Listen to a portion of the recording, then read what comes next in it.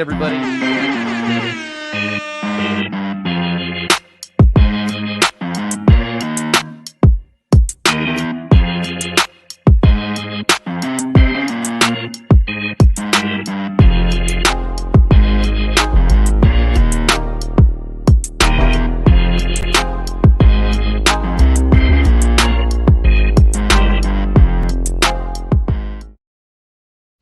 Welcome to Films in Black and White, everybody.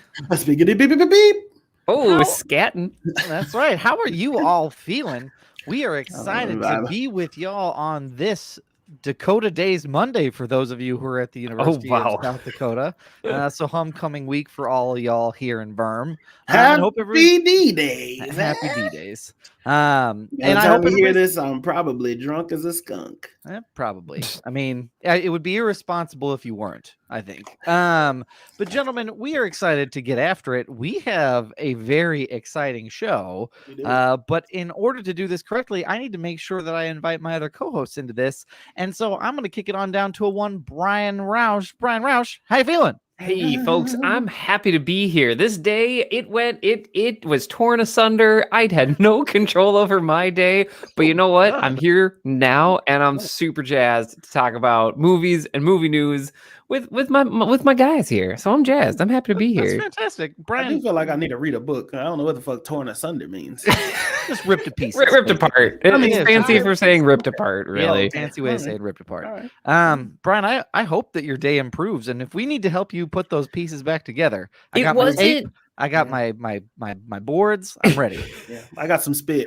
It wasn't that it was bad. It was just like nothing went according to plan. I'm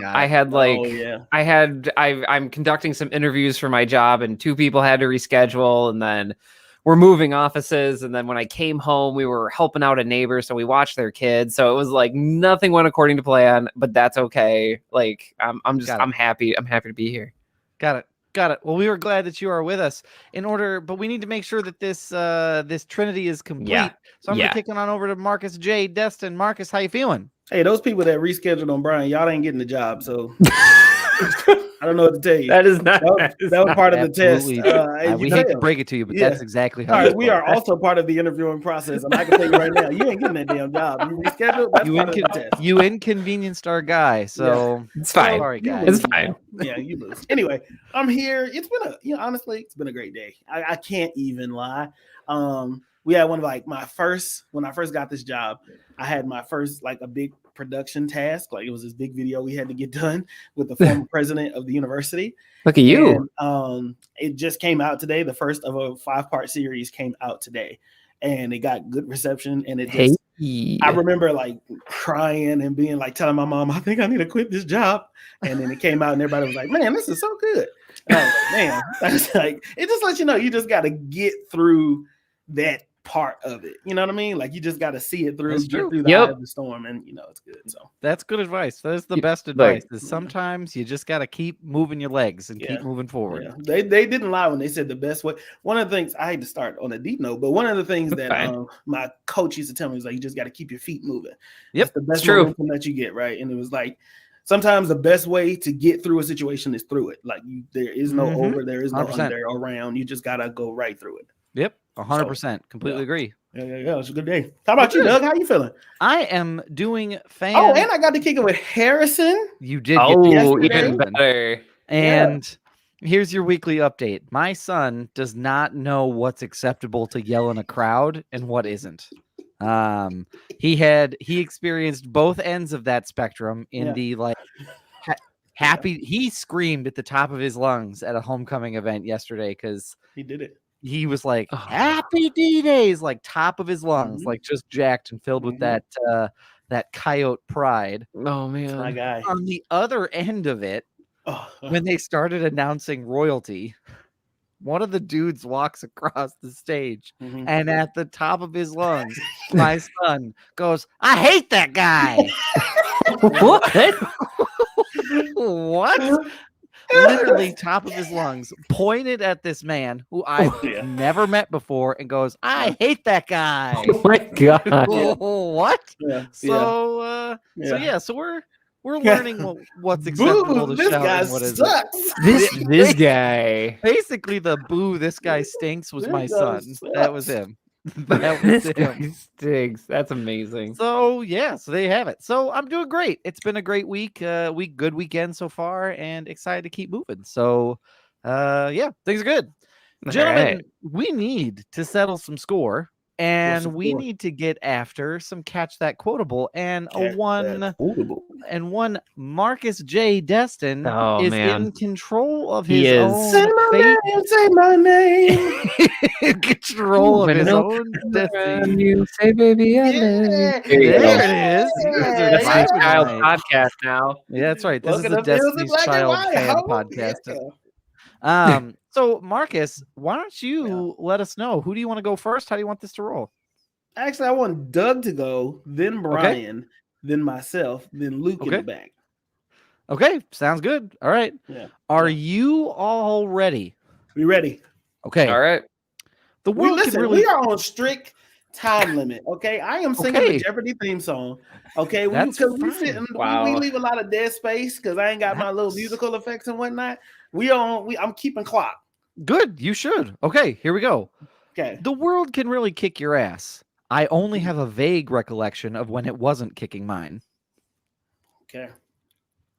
The world can really kick your ass. I only have a vague recollection of when it wasn't kicking mine. Okay. This is a comedy. Actually, it could not be a comedy. What is Doug watching this weekend? It could be anything. It could be anything. I know. I'm trying to. All right, what's the hint?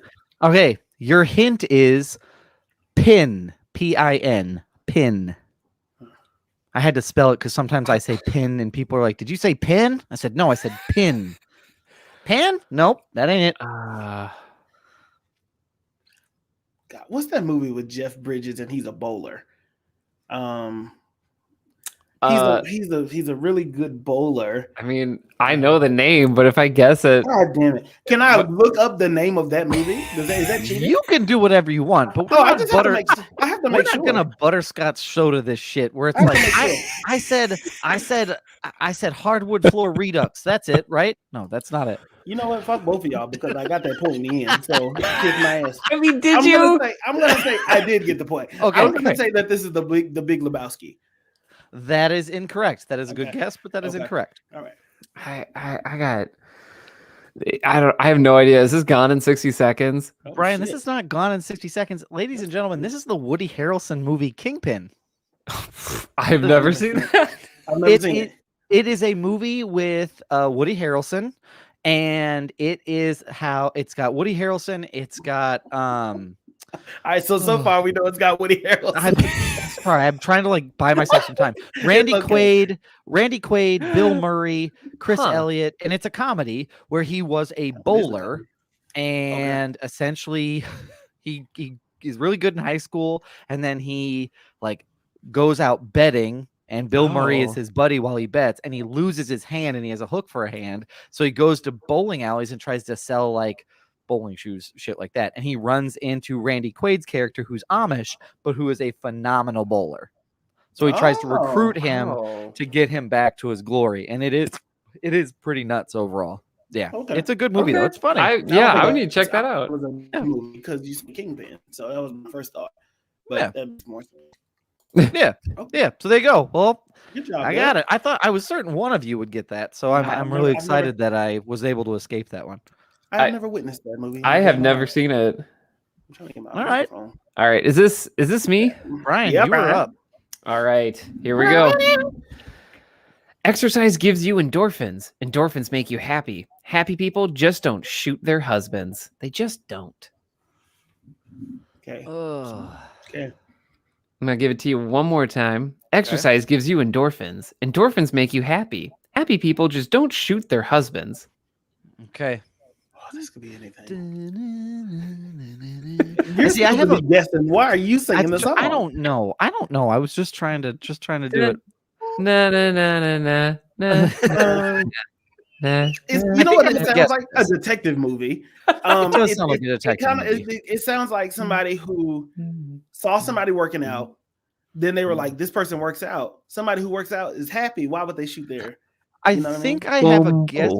I think I have a guess for this, but I want the hint first. So, Brian, what's the hint for this? The hint is pink. The hint is pink. Is this Pink Panther? Is that your guess? Yeah. Okay, no, it is not. Okay. Brian, is this Burn After Reading? It is not. I love Burn After Reading. It is not that. This is the 2001 classic Reese Witherspoon joint Legally Blonde. Oh my okay. God. Okay. Good movie. That's Good a guess. Movie. Are they coming out with the third one? I can't remember. I can't remember. I feel like I heard that they were. It's a musical. There's two of them. I mean, good times ahead. Good job, Brian. That's a good one. That's one of those where like you think it's going right, but at the last second it goes left. So I appreciate the guess there. Hey, so good work. That's what I'm trying for. All right, Marcus, bring us home. All right, here we go. And okay, here we go. The human heart is still subject to monstrous deceits. That's it. The human heart is still subject to monstrous deceits. God damn it. I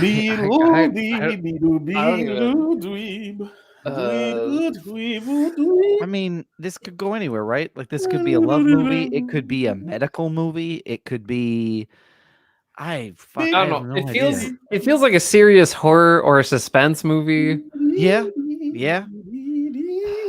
But it could go so many different directions that I just don't know how to make this the most operatic version of this music, this movie, this song ever. I'm just gonna slap that hit button. Yeah, hint. Your hint is going to be Marlon Brando. Marlon Brando? Yeah. Is this The Godfather 2? Tis not. All right. Yes, but no, it's not. Brian, Marcus, it's close to The Godfather 2. Marcus, is this Apocalypse Now? Tis not. It is not Apocalypse Now. It's not. Okay. What is this? The movie Superman Returns. Oh my God. God damn it. Oh my God. Marlon Brando plays Jor-El. Yeah, because he did in the original. Brandon Routh. Yeah, this is the one with Brandon Routh that did not get a good reception. Kevin Spacey as Lex Luthor. Oh, I forgot about that. This was a good movie. It was okay. It was the first time that we've seen who played Cyclops in X-Men? James Marsden. James $5 Marsden. haircut. He then came over. It was the first time you saw somebody from the Marvel universe. Yep. Oh yeah. Go to DC because everybody thought that it was like you were either on Marvel side or DC side. Nobody had this idea that you could just be an actor who gets hired for jobs. Yeah, like so. Yeah, it was just a thing. And they were like, "Oh, that's why he got killed off in X-Men 3 because he did the Superman movie." Pretty much. Yeah, but they had the same director, so Fox was not happy about that. Yeah. So, well, good movie. Again, the leaderboard stays the same, y'all. This was a rough week for us, so I appreciate everybody coming with a cup. But we had fun with it, which is all. We got Legally Blonde. We got Superman Returns. And what was yours, Doug? It was Kingpin. Kingpin. That's a solid weekend lineup. This was a spread. This is a spread for sure. We have layers. So, gentlemen, we have layers. We have some news to get into, and I would love it if Marcus would kick us off with his first piece of news up for discussion this week. So, Marcus, what do you got? For some reason, I heard first piece of ass, but sorry. I mean, ass news. It really doesn't matter to me. That is a thing. I'm going to either start way. off. Either way, tap it. All right. Okay. I'm going to sit in that. I do have another piece of news down the line, but I want to start with some discussion, gentlemen. Ooh. Okay. I'm going to start with some discussion. Just going to ixnay my first piece of news. Not that important anyway. Fuck them. So somebody posted on Facebook. Okay. So we did a top 5. These are my top worst superhero movies. Okay. Tell me yours, and do you agree? And what I'm going to do is read you theirs, and I'm going to read you a couple comments and give you mine. Is that all right? Okay. I'm very curious. Their first one, no in particular order, because you can't really post them in particular order. No. But first, they have Josh Whedon's version of Justice League. Okay. Batman and Robin with Arnold Schwarzenegger, George Clooney, and Chris O'Donnell. Okay. Daredevil with Ben Affleck and oh god, what's her name? Jennifer Garner. Sorry, my bad. How dare you? Did you? Jesus Michael Christ. Clark Duncan, Colin Farrell. Believe it or not, Brian is a huge Alias fan. So that's where I am an Alias. You remember when Alias had the world in a chokehold? They really did. The Super Bowl episode is still like God. burned into my memory. Mm-hmm. They were like, "This is high quality TV," and I was like, "Is it though?" Poor Jennifer Garner. All of like, oh my gosh, we'll come back to Alias later. All right, keep going. Yeah, Alias is a bonus episode. Superman Returns and then Green Lantern. So those were their top 5. Somebody put in their order Catwoman with Halle Berry. Yeah. Fantastic Four, the reboot. So the Square Fantastic Four. Fantastic Square Four. Fantastic Square Four. Yes. Steel, Howard the Duck, and Green Hornet. Okay. Somebody else had Batman Forever, Ghost Rider, Elektra. This person is wrong. And then X-Men 3. Well, okay. Here was my list, and I had to write it down. So give me a second. I'm gonna say the first Punisher movie, the first Tom Jane one. Did. Yes, that was wow. Okay. Go back and watch it. I disagree, but okay. I'm okay. Sorry, John Travolta. I'm gonna say Dark Phoenix is one. Okay. Dark X-Men, Dark Phoenix. The one with Jennifer Lawrence. The one, yes. Okay. Yes. X-Men, Dark Phoenix. Steel is absolutely a bad movie. Shout out to Shaq, but I'm sorry. Steel is not a good. It's almost not even like it. Okay, keep going. Punisher, the very first one, not the reboot that they did. And then my 4 would be. I'm actually gonna have to say Superman Returns. That is one Superman movie I have not gone back to rewatch. Okay, and I have my reasons, and I'll only give a reason for this one. It's too serious. Like it's very, very serious and not as hopeful as it should have been. It was just very dark, and you can tell all the way to the 70s, 80s costume design to the burgundy cape. You know what I mean? Like they really tried to superfy. And then the last one is definitely Ghost Rider. The one with Idris Elba. Okay. The Ghost of Vengeance. Spirit of Vengeance, whatever. Okay. I don't remember it. Okay. I'm sure there are other bad movies out there that I've seen that I just can't remember, but I do not think Daredevil should be in there. Green Lantern isn't as bad as I think it is. I just think that Ryan Reynolds really makes that movie enjoyable. Watchable. Yes. And then Elektra's also bad, but that's fine. I have some additions. I don't think I necessarily can give you my 5 without repeating stuff that isn't in there. Yeah. I agree with you though. Like I don't think Daredevil belongs in there. No. And I also have an opinion on movies that were made in like the 70s and 80s that are comic booky, because here's the thing. I feel like we're applying like a modern day standard to what happened then. Like I don't know if you know this, but like drugs in the writer's room was a thing. Wow. So people would be That's like, where we're going. Okay. Oh, Jesus, what would be a great movie? And then they'd do a line of coke and they'd be like, what if we did Howard the Duck? But like you make it like you just use makeup and you make him look like a real duck. You don't want to like make this a cartoon? Oh, no, absolutely not. And oh shit, the mom from Back to the Future? Yeah, put her in it and make it a romance with the duck. And it's like, oof, like it's just all over the place. So I feel like that's not like a fair standard. I mean, it's bad. Like it's not good. So, but I think that one's hard to put in there. I think Green Lantern actually does belong in there. That's fair. And I think fair. And the reason why I say Green Lantern belongs in there is because if I think about like the reason why I would say Green Lantern belongs in there, but Ghost Rider, the first one, does not, is because I would say I only said Ghost Rider, the second one. I know, but did someone else? But did someone else say no? They said Spirit of Vengeance specifically. I agreed with them on that one. Okay, then I would put them there too. But yeah, I feel like all they did was the thread of a story just is so flimsy in Green Lantern, and especially with such a robust character with such like a rich backstory you could have tapped into. I feel like they just were sort of like, oh cool, look, you see he has a lantern and we made his suit glow. Nice, right? Yeah, cool. And it's just, I feel like that was kind of stupid. So that's just my 2 cents. Green Lantern to me, before we get to Brian, Green Lantern to me set off, I think, what superhero movies are now. It had to be the butt of jokes first, so people knew CGI suits may not be the way to go yet. Now it's fine. Now it's the norm. Now it's like you see like half CGI, half whatever, right? Because a lot of people don't know Iron Man's suit is like half. It's partially like upper body, and then the rest is like CGI suit. Sure. I think that Green Lantern had to be what it was, but that's fair. You know, and it's not to say maybe it's not the best movie. It's not best written. The villainous arc is crazy. The romance is like overly romanced. It's very wild and all over the place.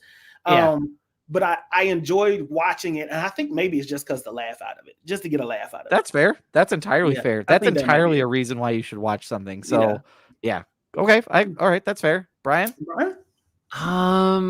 I don't know. So X-Men: The Last Stand is forever burned into my memory as the worst superhero movie I can fathom. I'd put it twice if I could, because I have a burning hatred for this film. Like, you don't understand. What about it though? What about this film in particular? Because to me, Brian, this movie was the first time as a young man coming into comics that I saw all of my favorite heroes and notable characters on screen at once. Oh yeah. No, the casting is phenomenal. Like you finally get to like Wolverine and Storm leading the team. You finally get Beast. Kelsey Grammer is like stupendous in this. Yeah.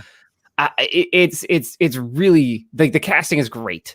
Where to start? I mean, you have to understand, like, I have such a deep hatred for this film that my friends once filmed me. Maybe this was like foreshadowing, but my friends once filmed me talking about this movie for upwards of 10 minutes. We will not do that tonight, I promise. But just, I had a few adult beverages and I just kept going. Like they were just Brian's bachelor party. It was, and I didn't understand they were filming me. Are you for real? I'm dead serious. This was the bachelor party? I was not there. Was my bachelor party. It's made it into our circle of friends tome of like, remember that time we got Brian all wound up about X3? And like my friend Brian knows how to push my buttons too, because he was like, I mean, what about the Starjammers, man? And I was like, yeah, the Starjammers never show up. In any case, my main thing that I'll leave my 5-point essay for another podcast, but the main reason is like they tried to like smash 3 storylines into one. One of them being The Cure, which I feel like can be told well, but it needs to have a lot of care taken for it. It can't just be like, oh, you might lose your powers, because like that is so important to X-Men and mutants. That's true. The allegories that it has of like 100%. If you could change something about yourself, would you? And it impacts me a lot as someone that has dyslexia, and I identify as neurodivergent. And like if someone were to be like, hey, we have this quote unquote cure, would you take it? It's like, oh, that's like really complicated. And in that movie, like Rogue's like, I don't know, probably. Whatever. Easily after her character development in 1 and 2. Yes. Yeah. And that was incredibly disappointing. And I hated the message. I absolutely hated the message that they were like, well, maybe it's okay. But then like they weaponize it and they turn it into like this whole thing. Yeah. And it just, the whole finale battle didn't make sense. Then there's like plastic guns, and then Magneto is like good, bad, and then he's good. It's just, such a mess. I'll just stop there. I'm gonna stop there. What about Angel? I see the thing that made that movie tolerable, or the reason I rewatch it, is the final battle. But it's only to get the full Iceman that we get for 5 seconds. Oh, the effects of, Iceman finally comes into his own. Kitty Pryde, like you actually get to see Kitty Pryde like be amazing, because like I feel like, bitch. I mean, like people are like, well, who cares about a girl that can run through walls? And then all of a sudden you see her like, I'm gonna pull you into solid matter. Now you're stuck there. Also, by the way, I'm pretty sure you kill someone that way. Like yes, he would be dead. He should be split in 2. Like, that man is dead. Straight up. 100%. So I'm taking way too much time on this than I anticipated. So I'm just gonna say X-Men: The Last Stand twice just to get us moving here. Superman 4: The Quest for Peace. Oh, I forgot about that. Okay, yeah, that was unnecessary. He's at a bar. Is that the one with Richard Pryor? I'm pretty sure. Probably. That's the one. I think you're right. Pryor. Yeah. It just nonsensical. Just like, we need another Superman movie. Hurry. And they came up with that. Gets a letter from a kid, destroys all of the nuclear weapons. Yes. And then a nuclear monster or a nuclear like hero, quote unquote, like a bad guy comes. Yep. And everybody's like, well, we need nukes now. And Superman's like, I can handle this. Gets his ass whooped. And then he's like, well, okay, well, I can't be everywhere at once. So here's your nuclear weapons back. Yep, I gotta go. Bye. Yeah. Yeah, it's oh my gosh. It's not awful. to mention the new powers that they gave him. They gave him this ability to, it's a laser beam that fixes things. Right. So like I remember him vividly flying by this wall that he destroyed, stares at it, a beam comes out, and then it fixes itself. It does. They fight on the moon. It's just oh my gosh. I think this is also the one where he drinks at a bar.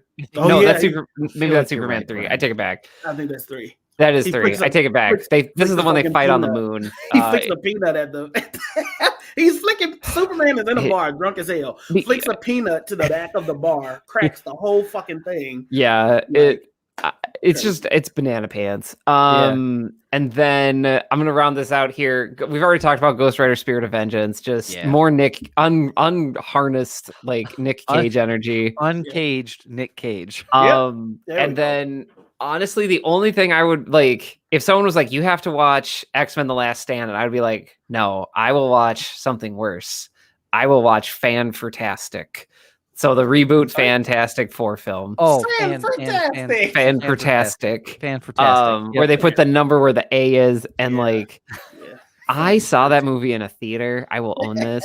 I saw this movie in a theater. I was like, this is it. They're going to do it. And the first third of that movie is like Steven Spielberg wonder. And then the second act happens and like, it's a completely different movie. I've never seen anything like it in my entire life. I have yet to watch this, by the way. You should watch it. Honestly, if our Patreon folks are paying and they want us to watch this movie and talk about it, I would absolutely be open to it. And I feel like it'd be a good one because it is the most distinct movie where it's like, we liked half of your work and we're going to do reshoots with the other half. And we're going to finish your homework for you. And you can there's like a really bad wig. None of the plot points make sense. Nope. The finale is super rushed. Yep. Michael B. Jordan is very good in this, but they make his part so short he can't really shine. You thought he was good in this? I think he was good with what I enjoyed his performance in this. I liked it. Go ahead. That poor black man. I feel like he got so much backlash for being a black Human Torch for no reason. Oh, that did happen. Yes. Yeah. And I hated that because people were like, well, the Human Torch is gotta be white. And it's like, this is a comic book, you idiots. Like we can make it whatever we want. It's fictional. Like it's not intrinsic to his identity. Don't matter. Like when you say Johnny Storm, what's the first thing you come to? And you're like, oh, he turns on fire. Great. Does he turn on fire? Then shut up. Like, I don't understand you people. And if the first thing you're saying is he's white, maybe take a minute. Right. Okay, I want to also clear up. I meant he got backlash for no reason because I feel like this movie was a flop anyway. So, right. So basically, no, it both. I agree with both parts. Like he shouldn't have got backlash for that. But also, him being black in this movie didn't change anything, which also says something to the people that complained and something to the movie. So you made him black with no context as to why you made the character black, and then also the movie flopped, so you really didn't need it in the first place. No, he just got all that for nothing. Oh my gosh! I mean, the finale of the movie is like they do the thing. I will say this and move on. I promise. So like the four of them are together. They go to this laboratory. It's kind of somber for reasons, and they look at all like the lab, and it's in this beautiful part of this forest, and the guy who plays the thing is like, it's fantastic, like super monotone. And one of the other characters turns to him and is like, what'd you say? It's fantastic. And then I kid you not, like then it just cuts to the title card. And like they don't say it's a Fantastic Four time for us. It's just, it's fantastic. Cut to credits and title card. He says it's fantastic. The Human Torch starts counting 1, 2, 3, 4. Yeah, pretty much. I got it. Pretty much. So in any case, thank you for indulging me on my top 5. You didn't know you were going to get all that. I didn't know you were so passionate, and I'm so glad. I also want to. Without spending too much time, I also want to add in. You remember the Wolverine movie where he fights like the giant silver samurai, and that doesn't make any fucking sense either. The Wolverine. That was the second one, right? Yeah. When they tried to redeem themselves from the first Wolverine movie. Yeah. And that you want to talk about a fever dream? Yeah, that's probably the closest superhero fever dream. Yeah, both of them are kind of everywhere. But they recouped it by giving us Logan. That's true. Which incorporated all of those movies still. It did. And it kind of gave you like that, hey, our bad. We didn't mean that shit. It did kind of make it an informal trilogy in a way. That was a formal trilogy because all of those stories still applied. Yeah. I mean, if you think about it, that he talks about all of those adventures in there. The same young lady is with him or checks in on him or something, I believe, in Logan. All of these movies are connected. And I will say this. Fox did a decent job about eating their shit sandwich. They were like, we made this. We're sorry, but see, at least we have a meal, right? Nobody's going hungry. Meanwhile, like Disney's out here being like, throw it away and start over. Like, at least they make their sandwich and then they eat it. Like, we forgot about what was the other? Sorry, last one. What was the other one that we discussed with Steph? Stephanie Williams. The New Mutants. New Mutants. New Mutants. To me, New Mutants is a competent thriller compared to all of the films that we just talked about. I would watch New Mutants before The Last Stand, before Superman, for The Quest for Peace, Ghost Rider, Green Lantern. I like Green Lantern, but whatever, it's fine. All right, well, thank you, gentlemen, for indulging me. That's fantastic. No, this is a good discussion. Great. Anytime I get to hate on X-Men 3, The Last Stand, it's a good day.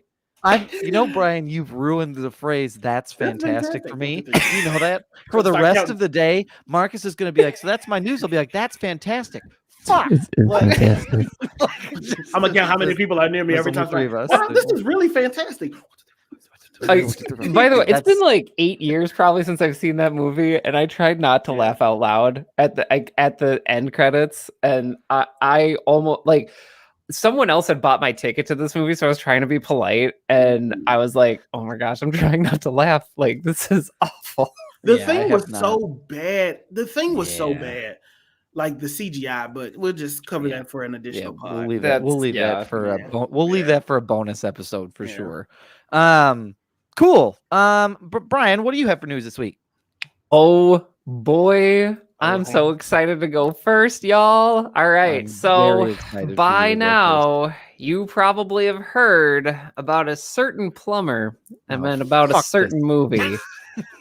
So last week at the Nintendo Direct, and if you don't know what that is, Nintendo just makes these presentations, like they just make a PowerPoint with video and they're like, hey, we're going to talk to you about video games for like an hour on Thursday night. And you're like, okay. And at the end of this one, they were like, we got a movie coming. And it is the Super Mario Brothers movie. It is animated, and I'm going to run down this voice cast in case you've been living under a rock. We have, first off, Mario is Chris Pratt. Peach is voiced by Anya Taylor-Joy. Luigi is voiced by Charlie Day. Bowser is voiced by Jack Black. Toad, played by Keegan-Michael Key. Donkey Kong is Seth Rogen. Cranky Kong is Fred Armisen. Oh my god! I'll stop there. There will be surprise cameos, as well, but that's the main voice cast. And gentlemen, that is our voice cast. Chris Pratt, he's a pretty cool guy. I like how they tried to pair these characters with the most opposite voices. Like Donkey Kong and Seth Rogen don't go in the same sentence. No, absolutely not. Chris Pratt and Mario, like, okay, I like Chris Pratt. I like him. Like, that's it. Like, I like him. He does enjoyable films. He gets the job. He's fine. Done. Right. He understood. Right. But I don't think, like, if they're trying to do the same thing they did with Sonic the Hedgehog, Right. Yeah. Pikachu, or like, I don't know what the end goal is here because they've done this already. They know video game movies can be successful. Yes. So I get that. And I just, no.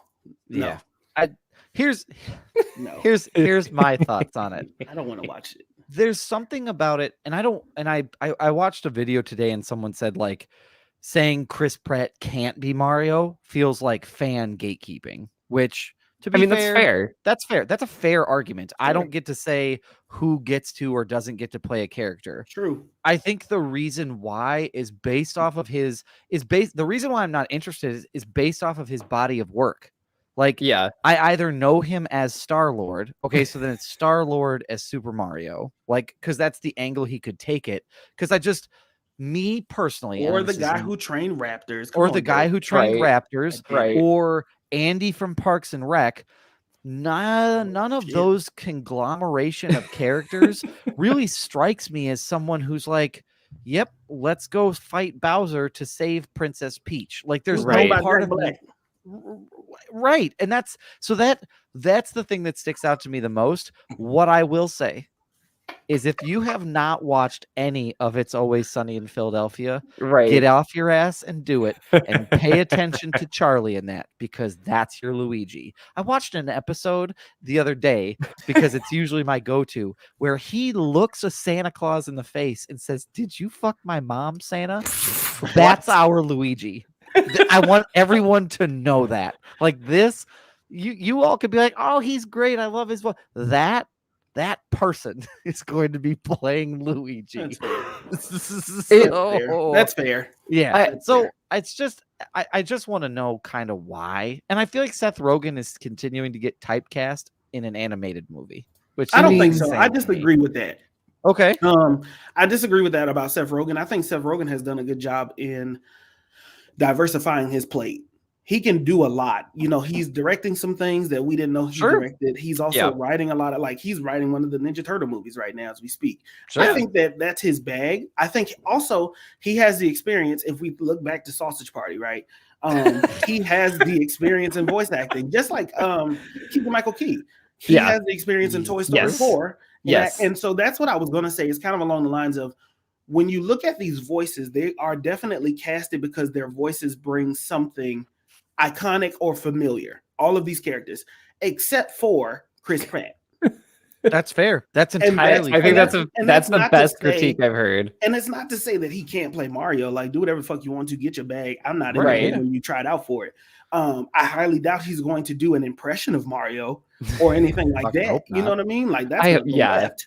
So, like, all of these other voices, Jack Black, like, these are iconic voices. That if you heard them, you would know them. Chris Pratt, though, I don't think he has a voice.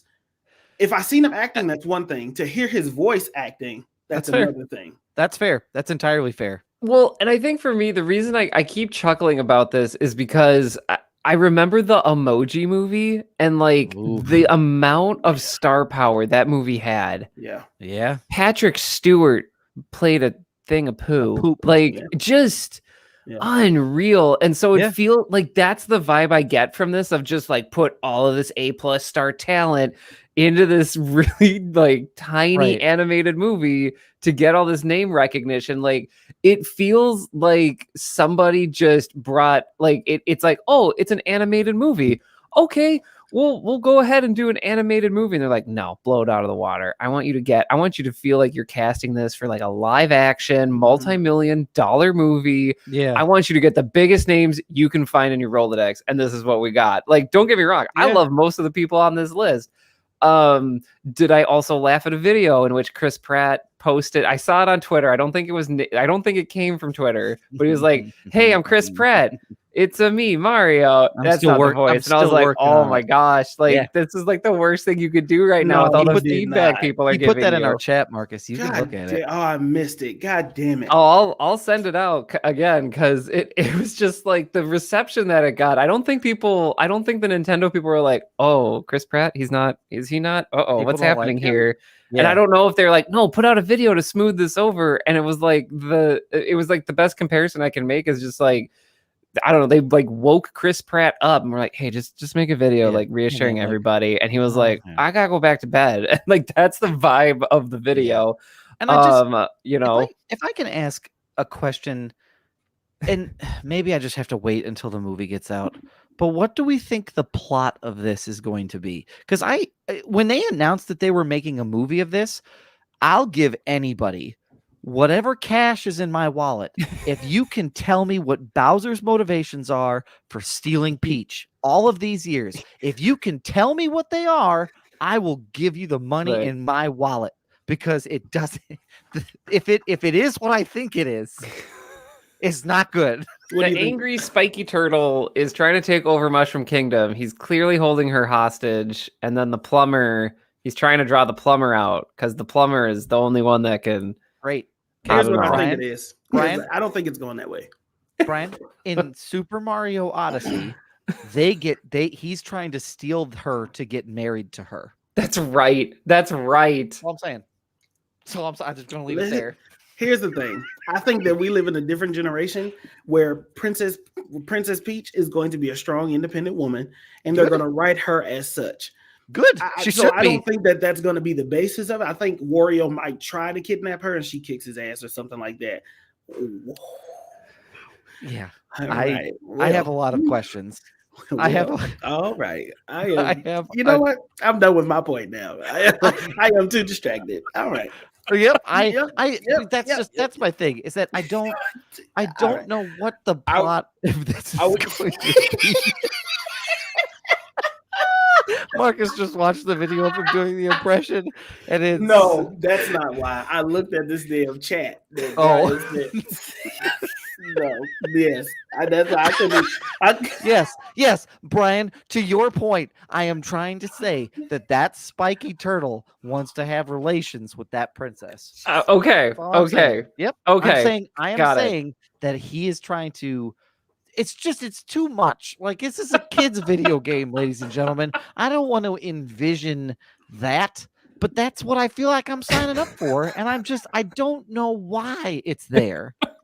And how long is this movie going to be? Every time that motherfucker rolls up to a castle, Toad steps out and says, guess what? He's somewhere else. Yeah. Are we going to do this for 3 hours? Look, I trust Illumination. I feel like it'll be a fine movie. I will watch this. I will enjoy myself, and I will love all the voices attached to it. Just a whole bunch of surprises here with this casting. And anyway, watch that Bob Hoskins Mario movie if you have. I need to make a joke about the turtle. Damn it! And here's the other thing I'll say. I've been wrong before, and I will absolutely sit in that. Here's what I said when Angry Birds came out. Nobody asked for it. It's stupid. There's no way it's good. Those two movies are enjoyable. Like, they are a lot of fun to watch. They're exciting. They have a good voice cast. So I could be completely, and then more than likely, completely wrong. Here's what I'll say to the other side of that. There have been times where the people have been right. That's Sonic got bullied into redoing its whole thing. Yes. And for it to be a successful movie in the end, a really good movie. They pushed that movie back because Twitter was so angry. Now, I doubt that. Now, that's a design thing and not as much as you can't recast somebody because, first of all, I'm sure there's contractual obligations and whatever else in there too. But I am going to say that on the opposite end, it has worked before where people were like, well, maybe this wouldn't be the best bet. Or Chris Pratt could drop and be like, you know what? I don't want to deal with this. Like, this isn't for me. Offer it to somebody else. So. Well, and I think the other thing for everybody here to watch is, Super Mario is partnering up, and they're at like Universal Studios Japan. They have a whole Super Mario World. Y'all watch out. Like, I have a feeling that the Nintendo folks are eking their way up and up the chain, realizing that like they've been patient enough to like let Disney and others take over some of these spaces, and now they're like, nope, not anymore. Not going to do it. Yeah. Good point. So, yeah. Totally. So, good news, Brian. Particularly, thanks. Very excited about that. Douglas. Cool. Here's what I got. So, over the course of last week, or since we last spoke to everybody, Netflix held its biggest event called Tudum, which that's supposed to sound like the Netflix thing there. There's some marketing person that thinks that's the bee's knees. Yep, they were right. They were like, "Fuck, we did it. We got it. Give me a raise. This is we got them, folks." And so they held a 3-hour live stream feature where they talked about 70 different series and 28 movies, and they basically sort of just said like, "This is the stuff that's coming out." And I kind of want to give everybody just a little bit of a highlight because I think it's kind of cool. So Red Notice is a movie with Ryan Reynolds, Gal Gadot, and Dwayne Johnson. Oh, I'm excited for that trailer and clip. We saw a teaser for Stranger Things 4 again. I gotta watch the second season. We got I'm gonna save that one for last. We got highlights that Bridgerton and Sex Education are getting another look. We got our first look at The Sandman, which is a DC property, which is pretty cool. We got an announcement that Tiger King 2 is coming out. So if you were really amped about Tiger King, that's great. And then other things like we got a opening title sequence for Cowboy Bebop, a trailer for the Army of the Dead prequel. Like we got a ton of different stuff in here. And I'm particularly excited because we got a new Witcher 2 season 2 trailer, which I'm particularly excited about. So they kind of dumped a lot into this and they have a lot of stuff coming. The last thing I wanted to mention is that they are also going to be doing a documentary called Genius, which is a documentary about Kanye West that was filmed over the spread of 20 years of his career. What? So, love it or leave the man, you are going to see him basically 20 years back from now. Shit. So I'm gonna watch that. Yeah, I'm also going to watch it. I don't want to, but I will. And I will say the first clip is a clip from Kanye West and Mos Def performing Two Words, which that was a great song. Fucking banger. Fucking great song. That song is perfect. Fuck. I love I am that song. so mad that this guy went off the fucking deep end. Yeah. I know, right? And I call it being a free spirit, call it being whatever you want. Independent voice your opinion. Me personally, as somebody who is a fan of Kanye, like Two Words and Mos Def, that is a fucking jam. If you've never heard that song before, the whole song of them is them rapping back and forth. Yes. 2 words. It's not just the name of a fucking song, it's the style of the song. Like that was when Kanye was he was actually on his way up, not even at his peak yet. And and they did a spot on Chappelle's show when it was big, and they performed that song. That's one of the best. Right. It has one of the best lines in it that says, "I got 2 words, fuck you, pay me." That is one of my favorite lines of all time. That song, that's iconic. Amazing. Yeah. God. And so, I just again, it'll be interesting, but I completely agree with you, Marcus. Like I was probably one of the larger advocates for Kanye, and then things kind of went a little goofy there. Well, they went a little weird there for a little while. I feel like I don't know. I feel Sorry. Yeah. Why don't you finish your Netflix thing before this turns into a treatment on Kanye? Yes. Here's the 2 words for this podcast: Kanye West and X-Men 3. So what I have can we name this podcast 2 words? That's absolutely absolutely. Ooh. What I think is really I think this is just Netflix flexing its muscle. I think in the world of like Disney Plus and them constantly and Marvel announcements and speculations and things like that, this is Netflix basically telling all of its subscribers and shareholders, don't forget that we are a big deal in this game, and we started this game, and we're going to flex that by showing everybody the movies and shows that we've dumped a ton of stuff into. And I think some of the cooler ones, I mean, the Cowboy Bebop intro sequence looks fucking dope. I mean, that looks really, really, really cool. I'm trying not to get too excited, but it looks good. Yeah, it looks really good. And I think also talking about we got a trailer for Don't Look Up, which is that Meryl Streep, Jennifer Lawrence, Leonardo DiCaprio, and Jonah Hill in an asteroid movie. That is just such star power in such a interesting box. So I think it's just kind of cool and worth reporting, because I mean, as we think about 1, where the pandemic is, 2, what Shannon told us last week about the business of movie theaters. It just kind of goes to show that Netflix is really leading the charge in the you don't need a theater to have a theatrical experience argument. Not that I necessarily agree with it, but they're trying to show that off. Thoughts, gentlemen? I mean, I'm done. I can't tell you when the last time that I've opened Netflix. I'll just be honest with you. Oh my goodness! Get and out. I think it was seriously. I think it was. What was the last movie that we watched that was on Netflix? Army of the Dead. Army of the Dead was the last time that was I in opened July? the Netflix app. That was July. And this isn't even to be extra. For me, there is no appeal for me on Netflix. That's fair. Outside of Red Notice, maybe this hip hop doc because I like hip hop. I like rap. So Red Notice, this the rap document, and then there was one more that you said as well. Yeah. The Witcher or Don't Look Up or I think it was one of the other ones. I wasn't even gonna watch Don't Look Up. They say All-Star Cast. I say I don't give a fuck. I'll wait till it come out. That's fair. I get that. That's fair. fair. They've canceled so many shows that I've liked. I was the guy that like Gabriel Iglesias, Mr. Iglesias. I like that show. They canceled it. They canceled a whole bunch of these shows. It's been 8 years since we've gotten Lost in Space, the TV series, the second season. Wild that they don't have the second season for that. And it still says the second season is coming soon. And I'm just like, well, okay, I know it takes a lot to make movies, but goddamn, these people are gonna be 34 by the time the kid was 8.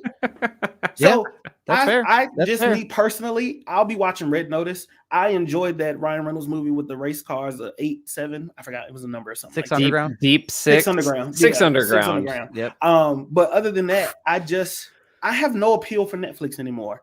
That's fair. And it's too much. Oftentimes it's hard to find what I want, or it's too much. That's fair. The loud ass trailers piss me off. It's one of the three, and I'm just going to go back to HBO Max. Again, I may not be able to rewind, but I can find what the fuck I want.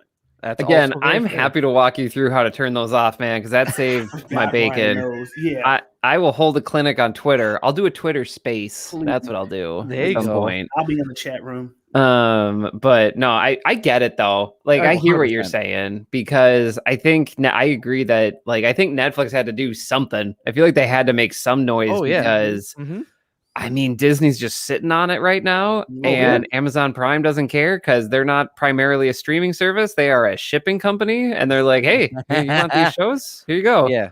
And I feel like HBO Max is probably their stiffest competition at this point, even though it's not in subscriber numbers, but in quality. So I think it totally makes sense that Netflix feels like they have to do something. And I mean, I've been watching more Netflix, but again, I'm saying this as I'm like watching The Expanse on Amazon Prime. And what am I going to Netflix for? I'm going to it for comedy, short form comedy.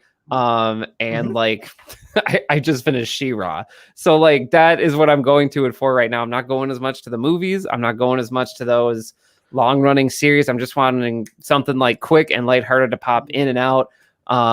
So I think it depends on what you're trying to consume, because I think for Brittany, they have, I mean, if you love murder documentaries, Netflix is exactly where you live. And my wife loves herself a good murder documentary. So she'll just hang out on there. And I will say they're good, but here's the other thing. I think Netflix does this thing where it's like the Jurassic Park quote, like, you spent so much time thinking about whether or not you could, you never stop to think whether or not you should. And I think they do a lot of that.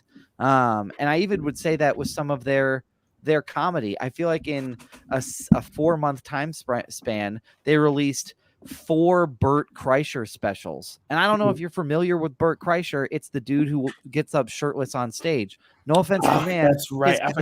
His comedy's not my bag. Right. And I feel like you had 3 specials that were really, really close to one another. And for me, I'm going, give me something new, Netflix. Like, I get you figured out a formula. I get you when you bought and packaged this, when you sold it to me back when you were doing DVDs, is you could figure out what my interests were based on an algorithm. Don't just give me the algorithm though. Like, take some risks and do some other things. And so I guess that's why I'm excited for the announcement, because it's like, okay, they're trying new stuff. The Witcher was good. I loved The Witcher. The Witcher was really good. I enjoyed that. I did not watch that. Good fantasy series. They nailed the fantasy series, and I think that's important after Game of Thrones ended on a sour note for so many people. Yeah, for sure. So, and to their credit, I mean, Extraction was a movie Marcus and I did. did. They're doing Extraction 2. They announced that one at this. So Extraction might be a top 10 movie on that platform. Oh yeah, for sure. 100%. Well, the other Extraction, and then what was the other one with Ben Affleck? And man, it was like Ben Affleck, Isaac, John Bernthal. Oh sure, it was an action. It was an action movie. Yeah. Sorry, I didn't mean to throw you off, but those are you're fine. No, so I think it's interesting to see how it goes. So we'll have to see where everything shakes out and what the numbers are when we finish. But the Frontier, Triple Frontier. I think we're gonna run out of. I think we're gonna run out of money here soon. Everybody, like, it just. I mean, with Sony's them, $1 billion company. With them constantly like upping their price by $1, $2. Disney Plus announced that their bundle is no longer going to be $13 in a little while here. Like at some point in time, people are going to have to start making a choice, and I think that's when you're really going to see the war happen. Yeah, this is the battle before the war starts. My question would be when it's time to bring that balance, and you two as fathers, husbands, is a little bit different than me as like single. I like whatever, right? And I don't have cable. I strictly live off of the streaming services, right? I'm here. The question is, when it's time to make that decision, and we are different because we're a movie podcast. Sorry, when we're a little bit different because we're a movie podcast, right? 100%. When it's time to make that decision, do you go? What do you think people typically go with first? I'm going to keep this one because it has more stuff, or I'm going to keep this one because it has better content and quality. Because if you put Disney Plus versus Netflix, I'm picking Disney Plus because it has more and offers more to the things I watch outside of Disney Plus. You ask me HBO Max versus Netflix, I'm going HBO Max. You ask me Netflix versus Hulu, I'm going Netflix because I don't feel like Hulu offers a lot of different stuff, or if they do have it, I can't find shit on there. Right. Yeah. I think for me, as much as I say like at some point in time we're going to run out of money, to be honest with you, I can think of a reasonable argument to keep all of them. Like I keep Amazon Prime because I'm paying for their fast shipping, not because I want to pay for their content, right? So like I'm going to have access to that. And Lord of the Rings, Doug. And Lord of the Rings. Yeah. And those the two bundle things of toilet paper you bought paid for that wolf makeup. Yep, it's absolutely what happened. I get to see elves fighting with swords in a weird field in New Zealand because I paid for fast shipping on a Funko Pop of Thanos that I needed in 2 days. Like that's and they're gonna put your name in their credits. And I want to thank Doug Wagner. I love that description, Doug.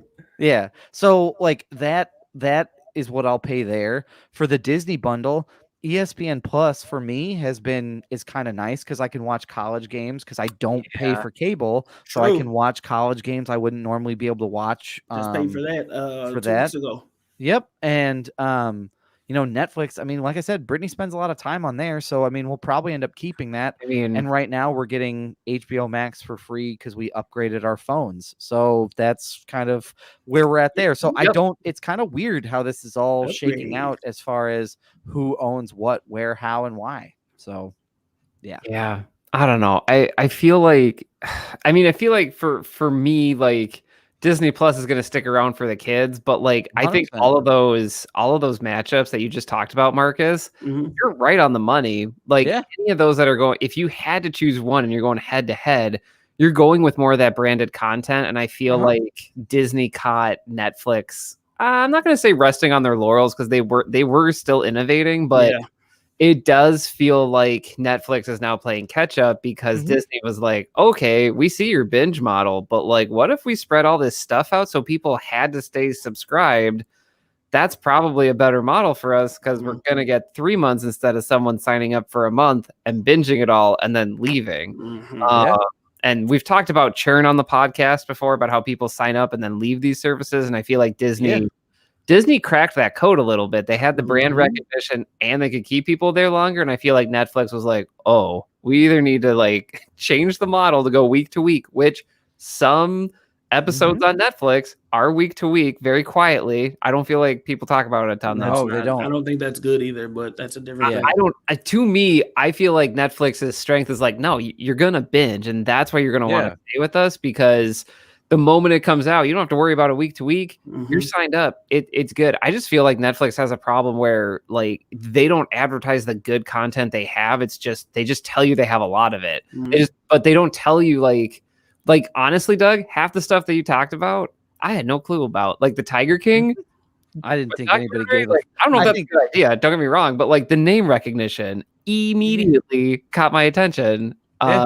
So I don't know. I feel like they need to do something, and I agree. I think this is part of it. I think the other thing that you'll see is that like the big thing with like software as a subscription is adding a better like customer service experience to it. So I think what you will start to see is them maybe adding other like services as like modules or other things that you could add, like, oh, you can now book your play tickets through Netflix depending on if you're in these select cities. Oh wow. And all you have to do is pay for a little bit more, but they're a concierge service to those who want to pay that premium fee. That would be a huge fucking moneymaker for them. And then they could make recommendations off of the things that you bought tickets for to recommend more things to you. So, because they have the algorithm in the software to do it. So that's the next step I think that a lot of these places are going to go is how can we build a more robust customer service experience as a result. So I want to say this. Okay, please. Keep your eye open. I always do. Because I do believe that while Disney has all of this content that they have in this brand recognition, like Brian is saying, I think we've had this conversation about Sony and Sony being $1 billion company overnight, something like that. It was something I can't remember. We got to go back. I got to go back to the other episode. I think Sony could make a play to partner with Netflix, and I think that if things go, and that's right, we did have that conversation. Yeah, right? I think if things go right, they can start with Spider-Man and go from there. That's all I'm gonna say. I think that you can develop this Sony verse or this Spider-Man verse or whatever it is you want to, the Morbius, the Venom, and I'm saying that because that's the only established Sony universe that I know offhand. Is this Spider-Verse with no Spider-Man.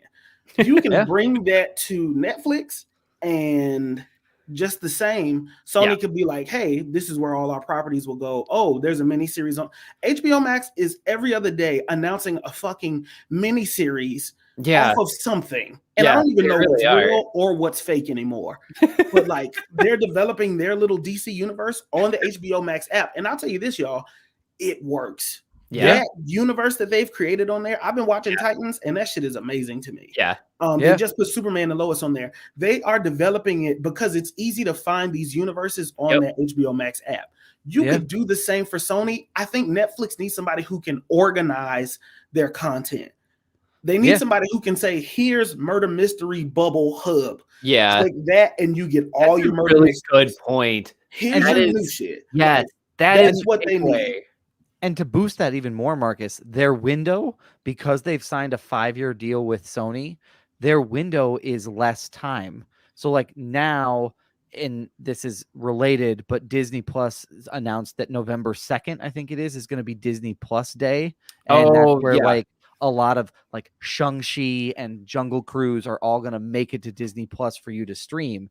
The window reported from the Hollywood Reporter, the window that Netflix will have to wait before it can like stream these things, I think they said was going to be like I feel like it was like only like a few days. Like basically they'll debut in theaters. The news arrived as a part of an expansive Sony pact that set up a 5-year exclusive pay TV window deal with Netflix for U.S. rights to its theatrical films beginning in 2022. It will see films like Morbius, Uncharted, Bullet Train, and the Oscar-winning Spider-Man Into the Spider-Verse headed to the streaming giant at home after the home entertainment window closes, often 18 months after a film's release in theaters. So they are going to go. So I was a little bit wrong on that, but they're going to go right to from the theater a year later. All you have to do is wait. Yeah. We should have seen this coming because that movie we watched, The Family versus the Machines. Mitchell's versus Machines. Mitchell, thank you. Mitchell versus Machines. That's a Sony property. That's a Sony property. And I think that was a test run to see what they could do. And they damn sure did it. You look at Into the Spider-Verse and they put that on there. How many times did we watch Into the Spider-Verse on Netflix? At least 3 dozen times. So it's like they have an area. They just need to be a little bit more. Netflix was good for here's everything you want all at once. It's like drinking from a fucking water hose. That's it. Now you need to reorganize and restructure your thing and make it more appealing, like Doug was saying, to the customer service part of things. Yeah. The DVD industry is gonna die. Like I think they're gonna be. Man, I think they're, and that's maybe a different podcast for a different day. But I think what this really spells is the DVD industry is on its way out. It's a wrap. On its way out. I mean, so it's over. All right, gentlemen. Other pieces of news that you all have. All right, here we go. Oh, so there was an announcement. Sorry, I got to get back to it. You are fine. So there was an announcement for a spinoff, and I thought that you all would be interested in this. The Boys is getting a spinoff series. So Amazon, the Boys series on Amazon, is getting a new series ordered by Amazon with a whole new showrunners. So apparently, this show is going to be called. Hold on. The streamer has ordered its college-based superhero spinoff to series. Okay. Conditional on the pickup is change in showrunners. So with Agent Carter alumni Michael Fazikis and Tara Butters taking over for Craig Rosenberg, who departed due to creative differences. Now, the show is still being held by THR as an irreverent R-rated series. This series is going to feature young adult superheroes as they put their physical, sexual, and moral boundaries to the test as they compete with each other to land contracts from Vought to fight crime in the best cities around the world. So that is what this that's what this is. That's okay. I'm so excited. I'll be honest with you. I have not seen a single episode of The Boys. Oh, jeepers. Okay. I have catch like YouTube clips. But for me, it's not like on purpose or like it's too much or anything like that. Fine. I have an issue with watching series unless I am super invested. That's fair. Like Loki, WandaVision, all that kind of stuff. That's a little bit different for me because I have previous ties to something. The Boys, Invincible, all of that I have not watched. And I don't open my Amazon Prime app. I think that I've opened that probably less than Netflix. I get it. Yeah, so 100% I get it. To me, I saw this news and I thought it'd be interesting because Doug talks about The Boys and I know Brian talked about it and watched Invincible.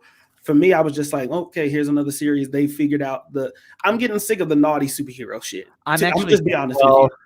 I'm actually that news kind of bums me out because full disclosure, I kind of got tired of The Boys season 2 about 3/4 of the way through where I was like, oh fuck, like I get it. You can blow people up with your mind. Like, just fucking knock it off. Yeah. Like, I was so tired by the premise that this does feel like they're trying to like one up themselves. Like, this is these kind. I'm just gonna speak for these. I'm not speaking for The Boys because The Boys is probably good. These kinds of movies, or series or content, I think it's easy to write a bad superhero. That's me, like a bad guy superhero. Sure. Right. That's why, to me, Jupiter Legacy failed because everybody was trying to do this dramatic. Well, what if the heroes didn't have it all together? Like, okay, that's great. But also, very rarely do we get the balance of a hero who does have their shit together. Like, I know that that's not realistic, but I'm tired of I feel like that's why we never get Superman right. That's me on my soapbox. Yeah. Is because it's people love Death of Superman and Return of Superman and Reign of the Superman because you get to see all these superheroes and that's why Superman is a bad hero because if he was bad, he could kill us all. That's also the same reason why Superman's an excellent hero because if he's like, he could do it, but decides every day not to. So like, I just don't like this kind of content. I don't plan on watching it, but it is what it is. This is the crossfire section where I have I love this news. And the other thing I'm going to say is I feel like, to your point, Marcus, before I go off on The Boys here, is that I feel like for people that are like, oh, like I like the Superman is bad stories, and I enjoy those too.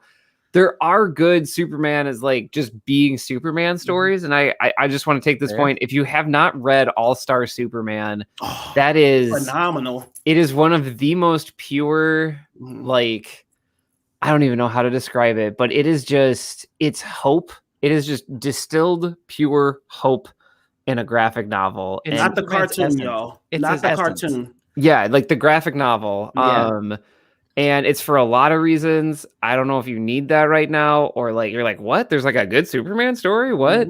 That like I forget who writes it. I'm totally blanking, but they get to the core of like why Superman is so good and why it's so important. And it goes back to just, we got to be good to each other. We're all we've got. And I'll just leave that there. So All-Star Superman, if you need a good Superman story, that's a good Superman story of how to do it right. I think for me, the appeal to me for The Boys is that it really like, it doesn't pull any punches to its own detriment. Yep. Like, I feel like when Daredevil came out, they're like, oh my gosh, Daredevil, Charlie Cox, he's just getting the crap beat out of him. Like, whoa. Grant Morrison, by the way, thank you, Marcus, wrote All-Star Superman. Please, if you haven't read it, check it out. It's so good. And with The Boys, they just cranked all that stuff to 11. True. Like making the Daredevil Netflix kind of just look like a kid's show. And I think it's important because not important, but I think I enjoyed it because there's just these superheroes, we look to them for hope and for all these things that we wish for like in ourselves. And The Boys just gives this wonderful twisted mirror reflection of like, does it though?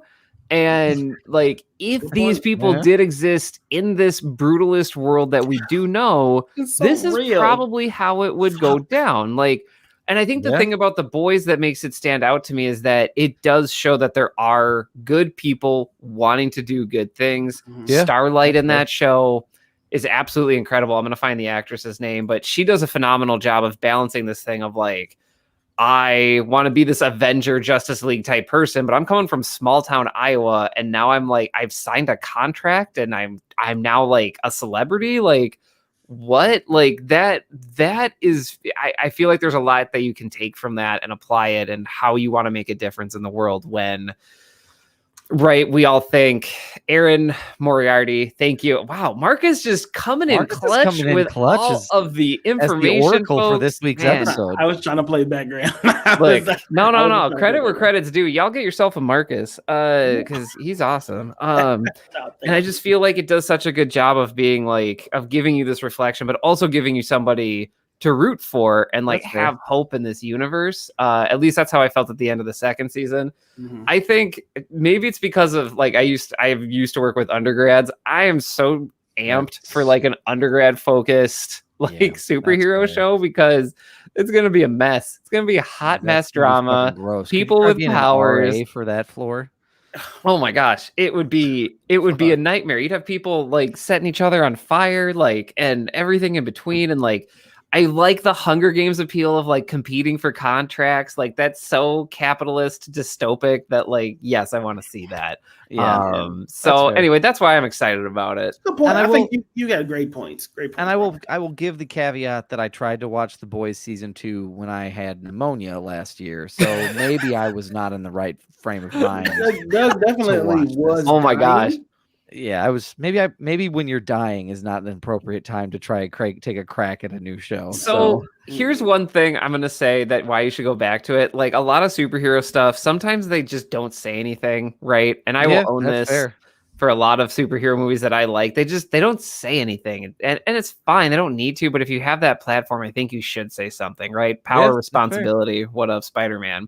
And The Boys at the end of season 2 absolutely has something to say, and it's so poignant and so direct that like it's shocking and it shouldn't be.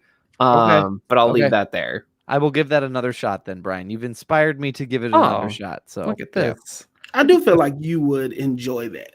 That's fair. I feel like you would enjoy it, and I think Brian's points are correct. Maybe that's why I don't like it, is because it just hits too far from home.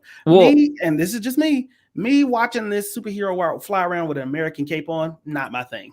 Well, and I think it's the time period of 100% where we are. Maybe later on when I'm like older, I will look back and be like, damn, I should have watched this when it was out.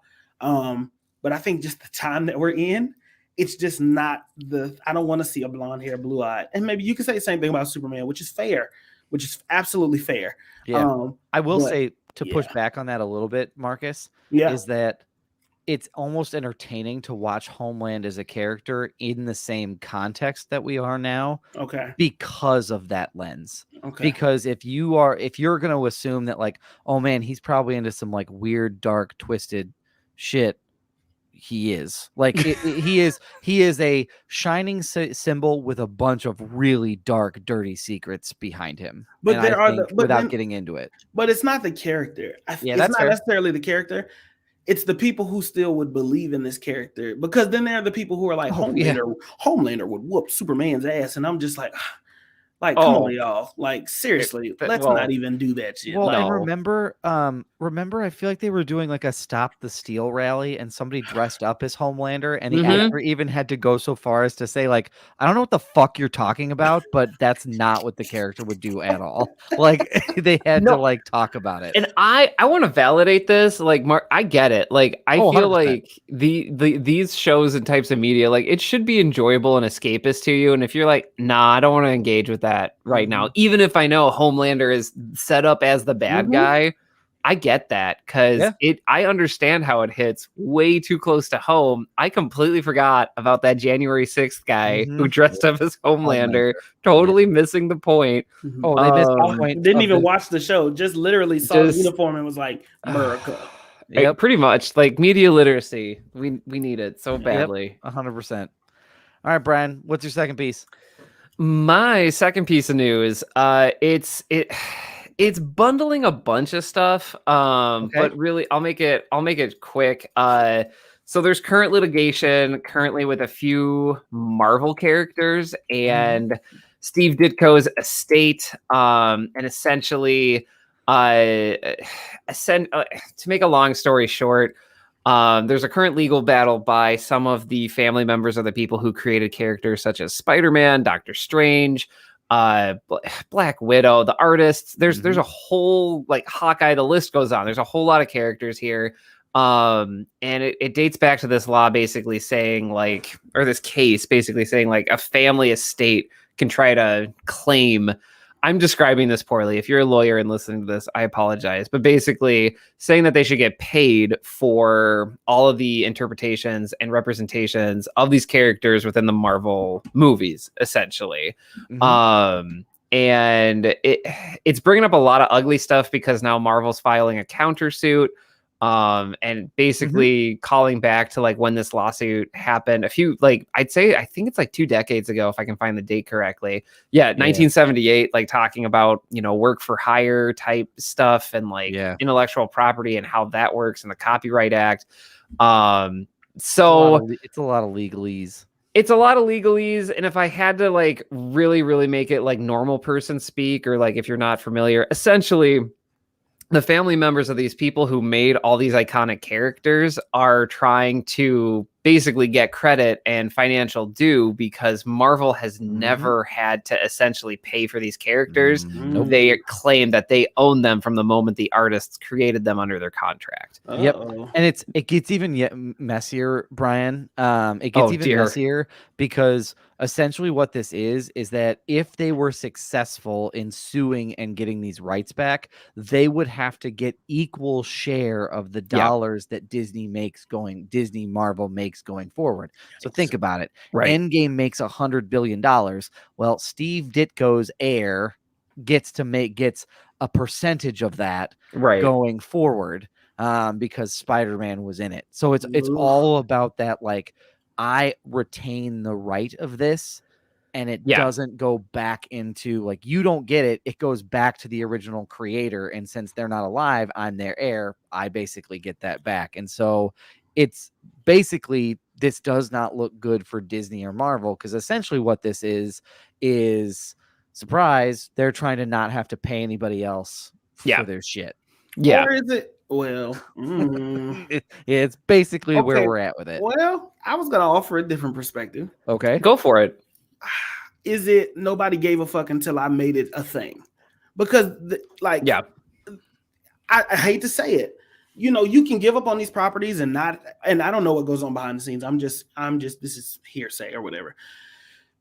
We have Spider-Man. Spider-Man's been around a long time. Whatever, and Steve Ditko's family has been here a long time, whatever the case may be. Let's say nobody gave a fuck about it when it was the Amazing Spider-Man 2, or it was fucking Tobey Maguire. When your Spider-Man Far From Home starts making money and starts getting in the news every other day, somebody has to start asking the question, okay, where's my cut? Yeah.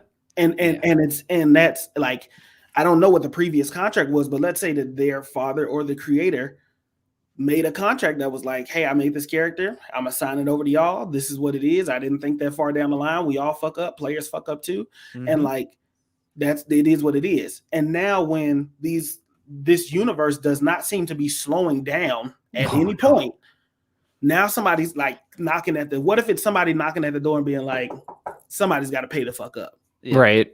So that's what I was thinking.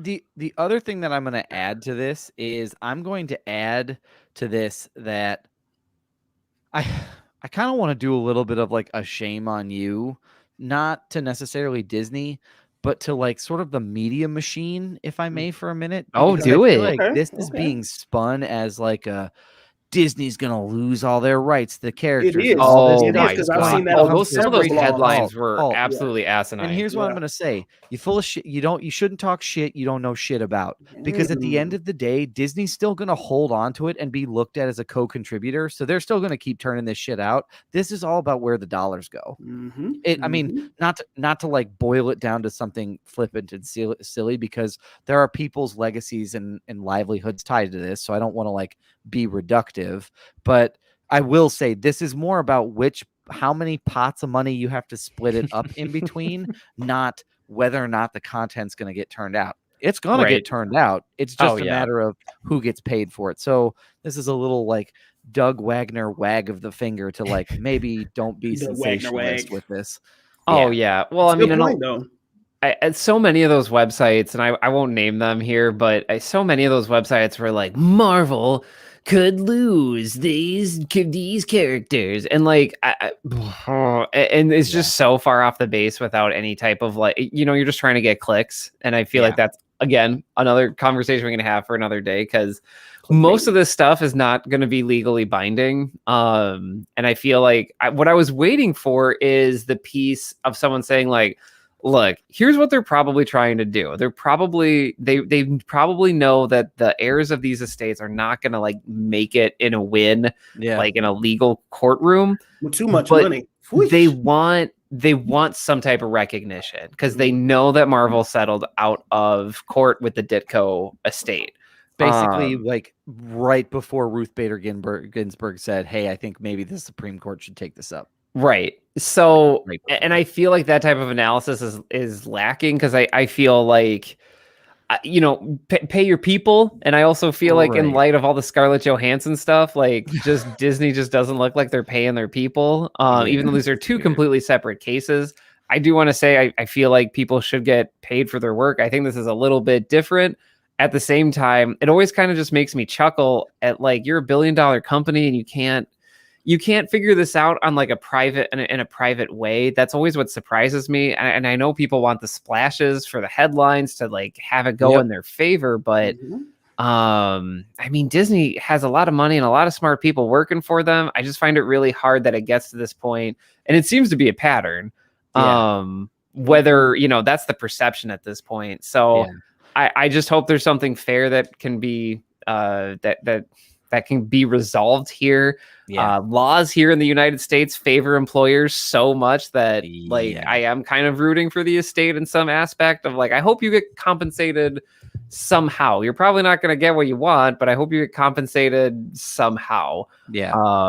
So hopefully that has a good resolution. The last thing I'll say is The Hollywood Reporter has 2 really good articles on this. Good shout out. The Hollywood Reporter has 2 like really fantastic articles giving a good outline. And the other thing is that this is going to be commonplace as like nostalgia has a price, right? Like nostalgia has a little bit of a price. Like a lot of these characters were, I think Spider-Man debuted in like 1970 something. Like it was in the 70s that he first debuted.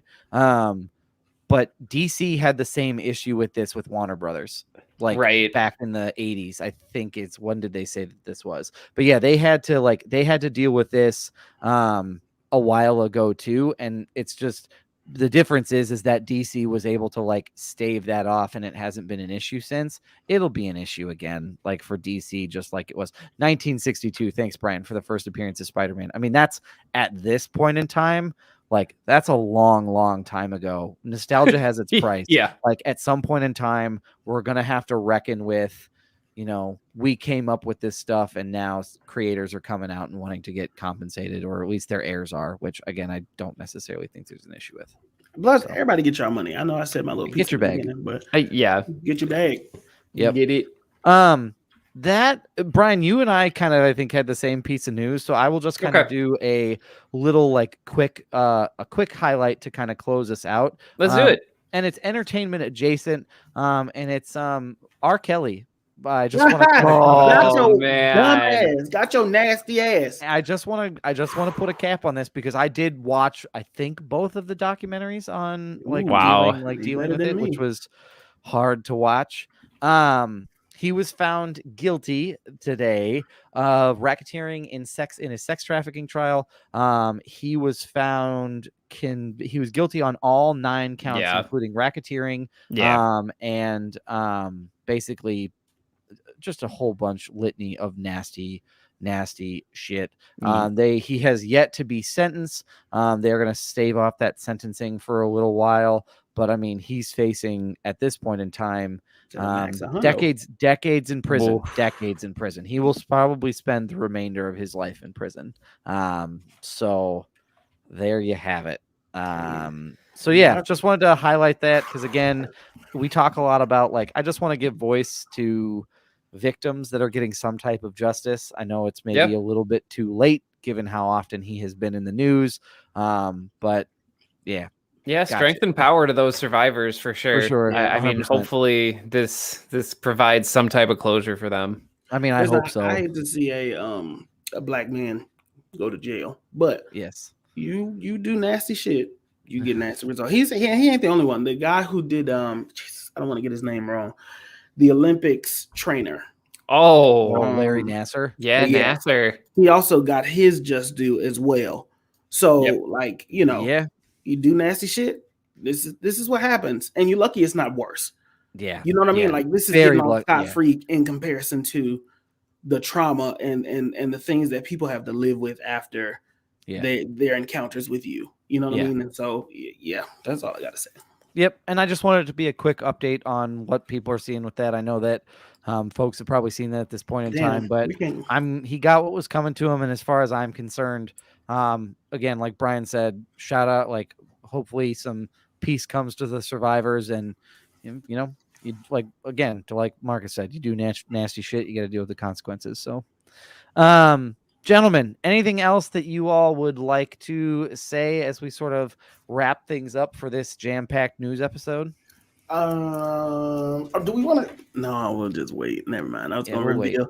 We was gonna reveal some secrets to y'all. Yeah, we got some shit coming. So y'all should follow us. Stick with us. We got October. I mean, October is gonna be full of movies. Shit, y'all. We got jam-packed, baby. I mean, it's Venom. It's James Bond. It's Dune. I mean, those are the top 3 right off the top of my head. So we're gonna eat well. Is what I'll say. Bam, bam, bam, bam, bam, bam. That's October.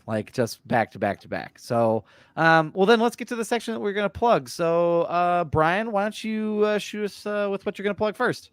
All righty. Make sure to go check out thelovenerds.com. Remember, it's fall, and you need some recipes to feel a little cozy at home. Maybe you need a nice chili.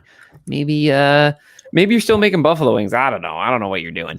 But go check out thelovenerds.com for all of your lifestyle and cooking needs. Also, Halloween's coming up. Maybe you want to make your own shirt. In any case, also follow me on TikTok at Rogue Roush. I'm making silly videos. I used a lightsaber in one. It's a fun time. I'm just making silly videos. So that's what I'm plugging tonight. All right, Marcus, what do you got to plug? Y'all know what the fuck it is. You know what I mean? Y'all listen. Gotta follow the mantra. Never offended, always humble. You hear me? That's what it is, man. I don't know what. There is no better life to live than when you live it this way. Is it easy? No. But if it was easy, everybody would live it. That's you know true. what I mean? That's a very you just gotta live life. Never offended, always humble. It's being able to take the necessary criticisms. You take what you need, and as my grandmother say, you throw the rest out. Somebody criticize you, you don't need the extra bullshit and fluff that they give you. You just need the criticisms that make you better. And then always humble is no matter how high or how low you are, be humble enough on your platform to know that there is always room for growth. You know what I mean? Never offended, always humble. That's great advice. What I have to plug this week is to join our Patty family, which is patreon.com/films in black and white. We are going to try some new things to bolster the content that goes there. One of the things is we may be doing a movie candy showdown with Marcus and I and asking from input from you all. So we're building out some extra stuff. And if you were watching the live stream, you could see Marcus give you the crazy eyes. So true. Yep. So definitely sign up for that there. Also, you can also follow us on TikTok if you'd like to. Yes. If you'd like to grab a ladder and climb down into the dark hole that is my brain. No. If you thought where Bane was bad in Dark Knight Rises, this shit gets a whole lot better. No, you go to Films in Black and White on TikTok. Doug is making some really funny content, and I love it. Yeah. I did one of what if someone who was a birther wanted to see the metachlorian count from Rey Skywalker. So there's that. Scarily accurate is what I would say. Horrifyingly accurate. So there's that. So yeah, check that out. That's always a lot of fun. But gentlemen, we have a 3-step process to success. And Brian, you kick us off with the first step. What do you got? Hey, you should read a book. And, if you're like, nah, Brian, I don't want to do that. That takes time. And I have to read words and make the pictures in my brain. Well, here's the thing. If you get a fiction book, you're going to learn about some people and they're going to grow on you. And it's kind of like your own little private friend group. So if you want your own little private friend group, just members only, get a book. You'll hear about their feelings and their thoughts. And it's pretty great. Read a book. Fantastic, Brian. Great advice. Marcus, what's our second step to success? Second step is drink some water. You know what I mean? It's getting the fall is here. It's getting chilly outside, y'all. But that doesn't mean you stop drinking water. No. You know what I mean? It's like brisk some days, then it's hot some other day. You just never know what it's gonna be. Your best bet is to drink some water. What's happening is y'all are talking to people. Okay, not drinking enough water, and you're getting that little white crust in the corner of your mouth. Right? That's because you're dehydrated, and your mouth is asking for some hydration. Drink some water. That's all you gotta do. Great advice. And lastly, use some of that water, not the same water you're drinking, to wash your ass, because we are deep into fall, a week in, so maybe not that deep. But look, y'all, it's gonna start to get dry, and there's going to be dust particles in the air, and they are going to settle in the crack of your ass, and you're going to have to get them out with a loofah or a washcloth and some type of soap, something between yourself. Don't think about it. Don't do the math on where it settles. I see you doing the math, Marcus. Don't you do the math? Ignore me. Give the PSA. But yeah, just a cloth, some soap, and just wash yourself, your ass, your legs. Jesus, wash your legs. And just make sure you take care of it, because at the end of the day, holidays are coming up. You only get one. We only get one vessel. Let's make sure we take care of it as it gets us through this space called life. So we'll be back next week to talk about Venom. Let There Be Carnage. And it's going to be exciting. I'm very curious to see where this movie goes and what happens. So make sure that you check us out there. Otherwise, in the meantime and in the between time, thank you. Take care of yourself. And we love y'all, and we appreciate y'all, and we'll catch y'all next week. Bye.